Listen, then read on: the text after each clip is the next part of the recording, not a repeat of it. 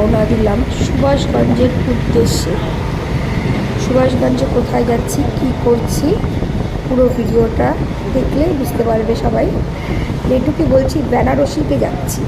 বেনারসিটা কি, খায় না মাথায় দেয় না দেখার জিনিস, সবাই ভিডিওটা দেখুন, দেখলে অবশ্যই বুঝতে পারবে বেনারসিটা কী।